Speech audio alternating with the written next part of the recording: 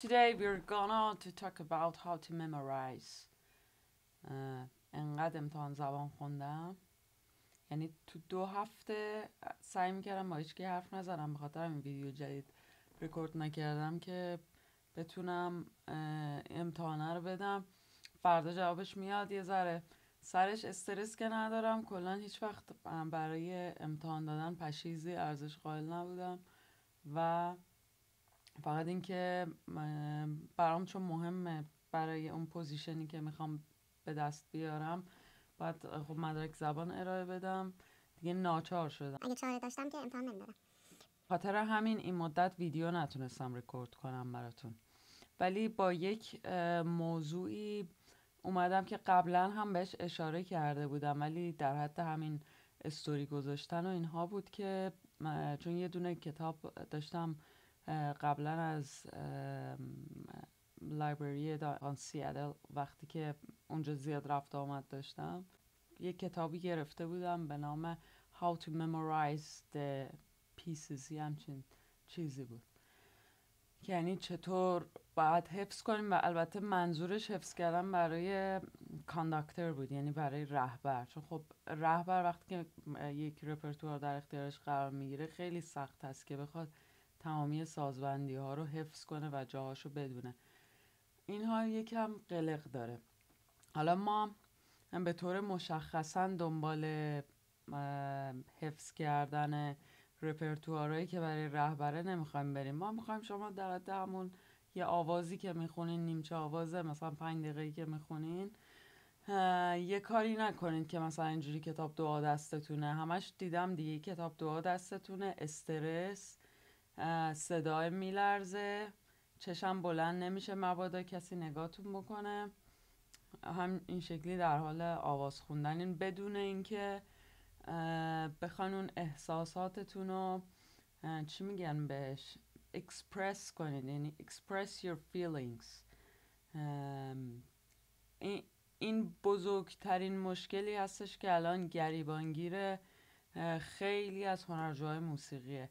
اینکه شماها مثلا میایین از من سوال میپرسید که داشتم نمونهشو که دارم میگم انقدری که شما رو میبینم و صداتون رو به صورت لایو میشنوم، در عرض 30 ثانیه میتونم بفهمم که درد شما چیه و قریب به اتفاق اکثرا مشکل درک و دریافت موسیقی دارید. یعنی بحث این نیست که بیام صدا سازی کار کنم صدام بهتر بشه. شما وقتی که تشخیص نمیدید یه سری امواج توی صدا چه تأثیری بر روی مخاطب و حتی برای گوش شما داره و اینو کی یاد میگیرید؟ موقع این که تئوری موسیقی و سولفژ رو در وهله اول یاد بگیرید و متاسفانه یک مکانیزمی نیستش که یعنی یک به صورت سیستماتیک وجود نداره. اون موقع زمان خدا بیامرز لئونارد برنشتین وجود داشت توی آمریکا با ارکستر فیلارمونیک نیویورک. این اومده آموزش داده به کنسرت های برای یوث، یعنی کودکان و نوجوانان برگزار کرده بوده و دونه دونه آموزش داده موسیقی به چه معناست. برای بچه ها مالر گذاشته که یا مثلا چرا فلان موزیک طنزآمیزه، طنزآلوده، چرا مثلا فلان موزیسین به عنوان یک آدم بسیار افسرده چطور این موسیقی خیلی شاد و تولید کرده، در صورتی که به عنوان یکی از افسرده ترین هنرمندای تاریخ شناخته میشه. اینا رو باید شما بفهمین، بعد بیاین بگین که من میخوام الان حالا صدا سازی کار کنم که صدام بهتر بشه.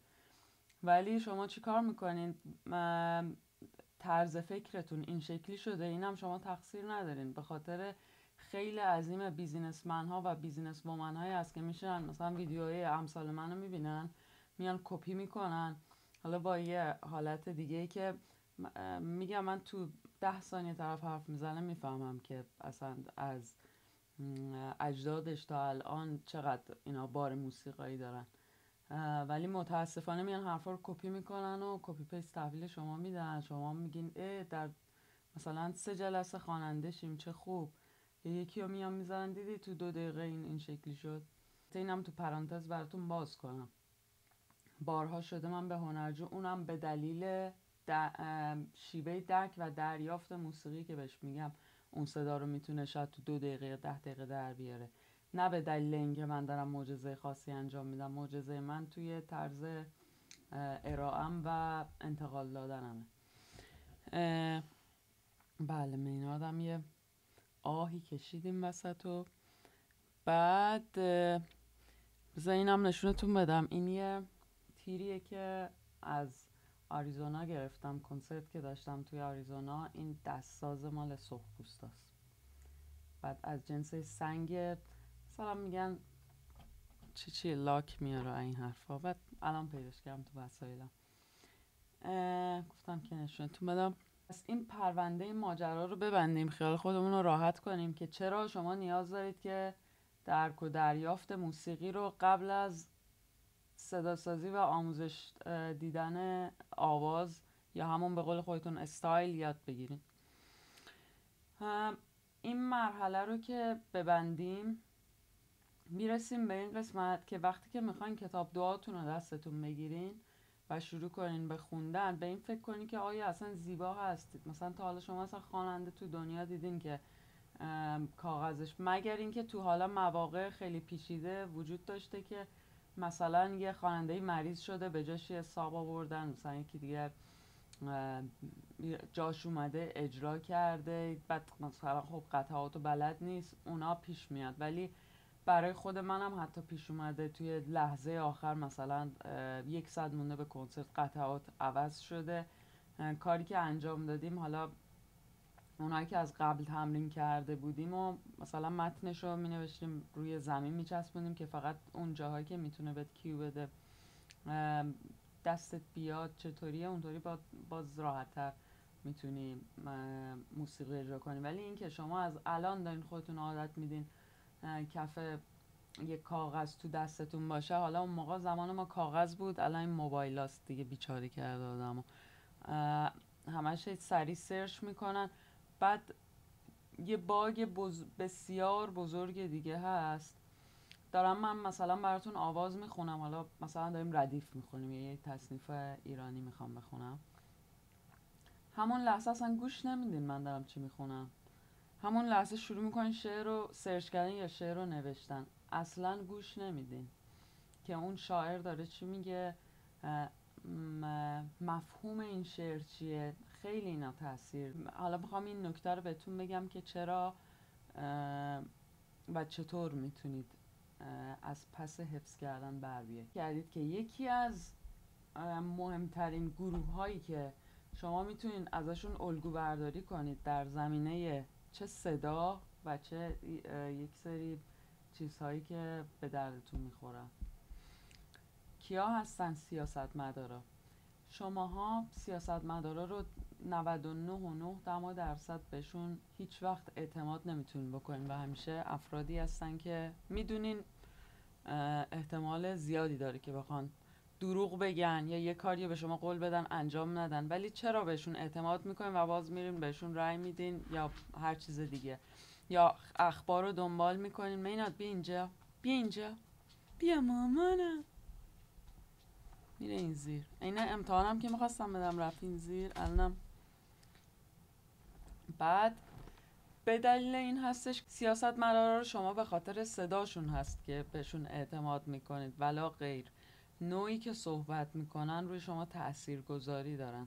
پس به این دقت کنید، هر وقت که یکی میبینید که داره حرف میزنه به صداش توجه کنید و به نوع بیان و وزن دادن به کلماتش دقت کنید. مخصوصا اینو دارم برای کسایی میگم که برای خیلی برشون مهمه گفتار.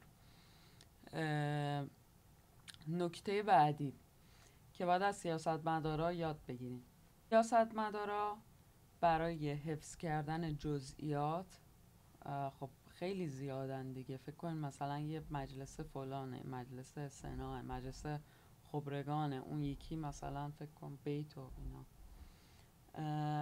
این چیزا بخوان اسم همه اینا رو یاد بگیرن و من مثلا تا خودم مثلا نمیدونم واقعا کی به کیه و حافظم در اینجور چیزا فراره.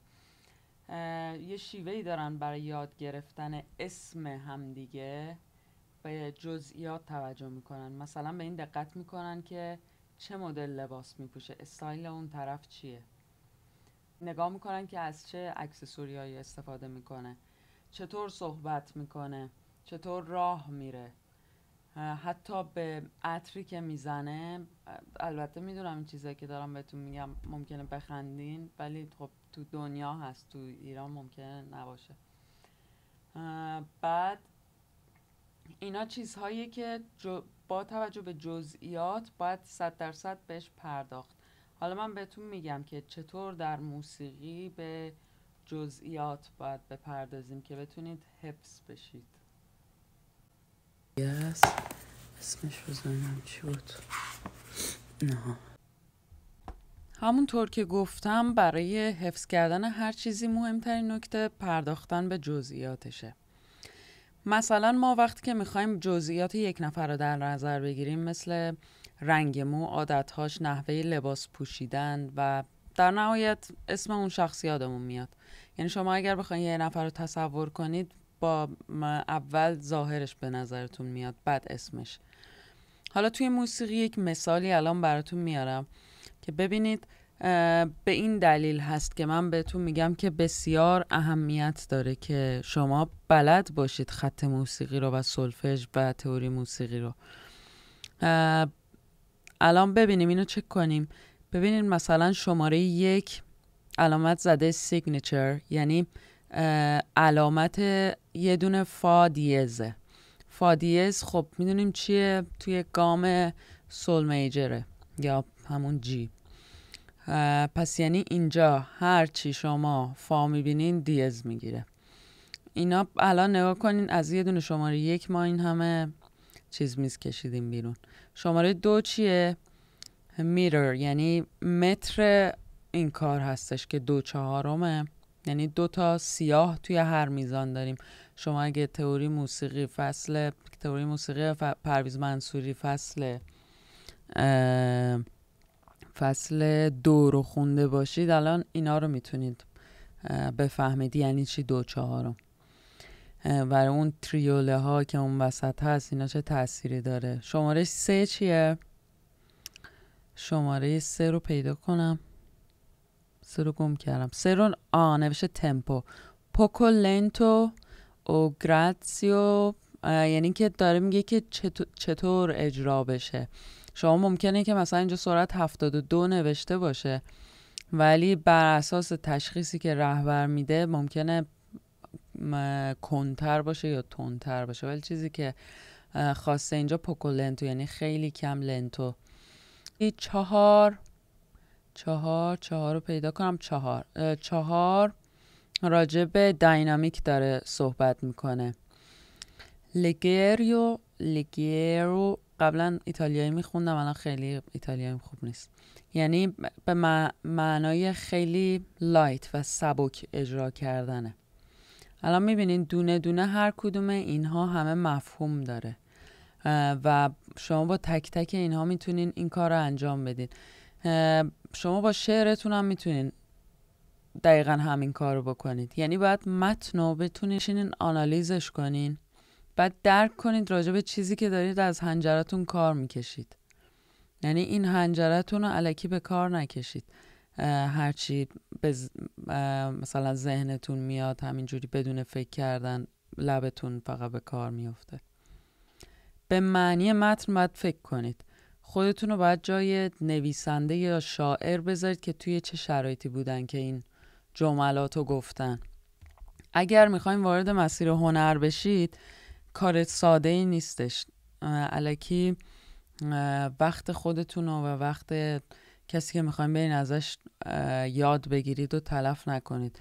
باز دوباره تو پرانتز اینو اضافه کنم، خیلی هم هستن که براشون مهم نیست که شما وقتتون تلف بشه و اینا فقط میخوان که بیزینس خودشونو داشته باشن و درآمد خودشونو داشته باشن.